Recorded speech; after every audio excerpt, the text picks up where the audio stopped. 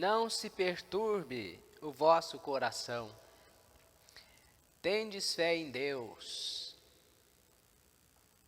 Tende fé em mim também. Na casa de meu Pai há muitas moradas. Se assim não fosse, eu vos teria dito: vou preparar um lugar para vós. E quando eu tiver ido preparar-vos um lugar, voltarei e vos levarei comigo, a fim de que, onde eu estiver, estejais também vós. E para onde eu vou, vós conheceis o caminho. Tomé disse a Jesus: Senhor, nós não sabemos para onde vais. Como podemos conhecer o caminho? Jesus respondeu: Eu sou o caminho, a verdade e a vida. Ninguém vai ao Pai senão por mim. Se vós me conhecesseis, conheceríeis também o meu Pai. E desde agora o conheceis e o vistes. Disse Filipe: Senhor, mostra-nos o Pai, isso nos basta. Jesus respondeu: Há tanto tempo estou convosco e não me conheces, Filipe? Quem me viu, viu o Pai.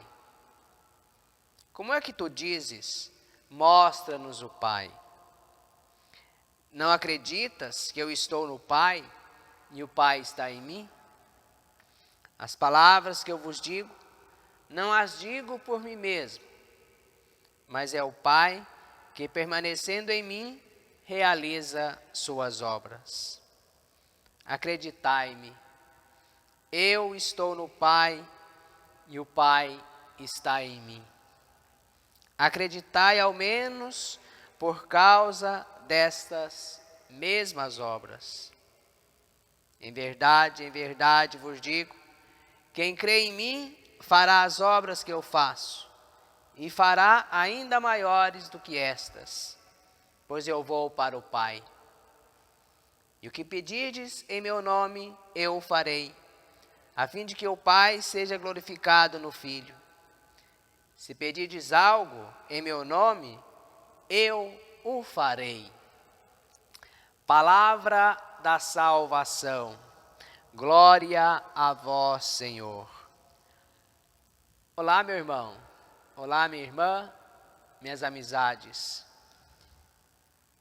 Este trecho do Evangelho de São João, que acabamos de ouvir, João capítulo 14, versículos de 1 a 12, será o Evangelho deste domingo, o quinto domingo da Páscoa, este domingo que também celebramos e rezamos pelas nossas mamães, o Dia das Mães.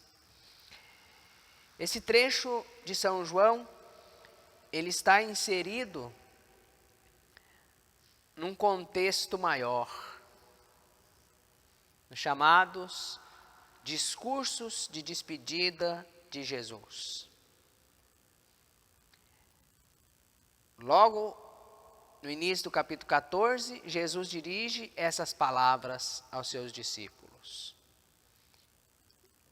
Imediatamente após o episódio da última ceia, Jesus lavou os pés dos discípulos, deu um pedaço de pão molhado no molho a Judas, que saiu para traí-lo.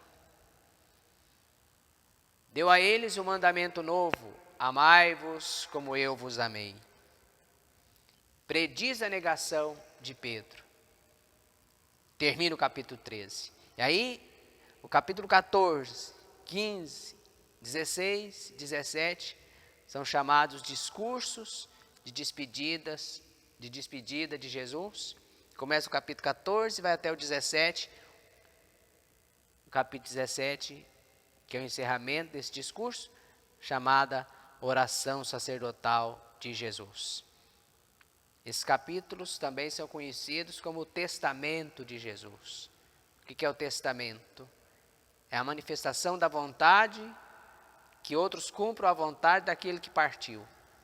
E assim é a vontade de Jesus. Que a gente siga aquilo que Ele nos ensinou, que Ele nos deixou como testamento.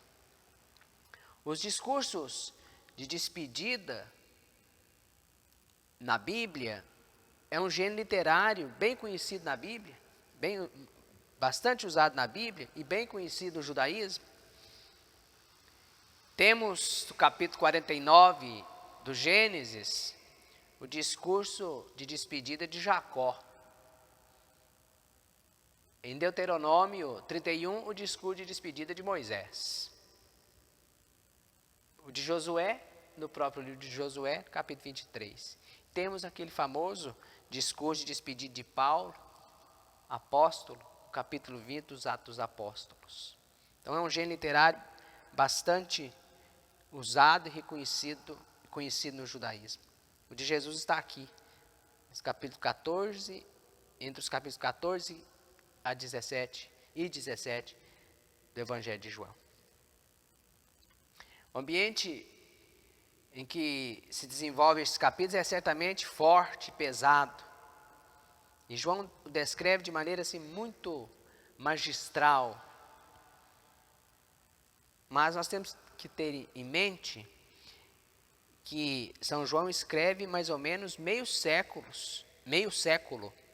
50 anos mais ou menos, 60 anos depois de Jesus, para as jovens comunidades cristãs, de judeus convertidos, espalhados pelo Império Romano, no mundo de cultura grega.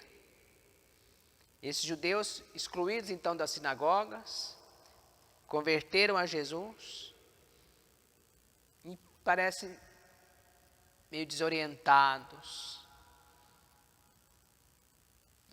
E o Evangelho é exatamente para isso, para orientar, catequizar, ensinar, exortar, confirmar na fé, abrir a mente para o entendimento de quem seja Jesus e de como segui-lo e viver a fé nele. Portanto, o Evangelho é para nós hoje também. Sabendo disso, nós entendemos que João escreve especialmente para ensinar e confortar essas igrejas. E ele usa, aqui nesse texto específico, duas técnicas. Do diálogo, que veja que ele tem o diálogo com Tomé e com Filipe, e a técnica do mal-entendido, que é próprio de São João. Nós podemos dividir esse trecho também em 4 partes. A primeira parte, a introdução. Jesus diz ali sobre preparar um lugar, sobre o caminho, e que já conhecem o caminho, que ele irá preparar esse lugar, depois voltará e levará com ele os seus.